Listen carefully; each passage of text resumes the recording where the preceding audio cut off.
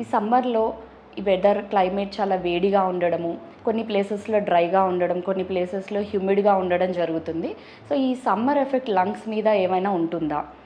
Definitely ఉంటుంది. Especially already lung ప్రాబ్లమ్తో suffer అవుతున్న వాళ్ళు, లైక్ ఆస్తమా, సిఓపిడి వాళ్ళు, అలర్జీస్తో సఫర్ అవుతున్న వాళ్ళ మీద ఇంకా ఎక్కువగా ఉంటుంది.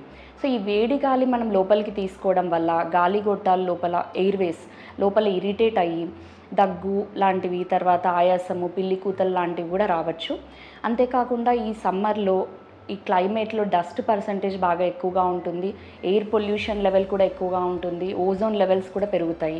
సో ఈ ఎయిర్ పొల్యూషన్ ఎఫెక్ట్ లంగ్స్ మీద పడడం వల్ల కూడా లంగ్ ప్రాబ్లమ్స్ వచ్చే ఛాన్స్ కూడా ఉంటుంది. అంతేకాకుండా ఈ వేడి వల్ల మనం డీహైడ్రేట్ కూడా అయ్యే ఛాన్సెస్ ఉంటాయి.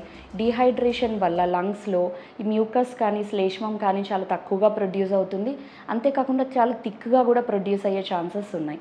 సో దీనివల్ల లంగ్ ప్రాబ్లమ్స్ సఫర్ అవుతున్న వాళ్ళు, అంటే సిఓపిడి పేషెంట్స్, ఈ శ్లేష్మం బయటికి రాక బాగా స్ట్రగుల్ అవ్వడము, బాగా దగ్గడము, ఆయాసపడడం కూడా జరుగుతూ ఉంటుంది. So already lung problems suffer అవుతున్న వాళ్ళు ఈ సమ్మర్ ఎఫెక్ట్ చాలా ఎక్కువగా పడకుండా జాగ్రత్తగా ఉండడం మంచిది.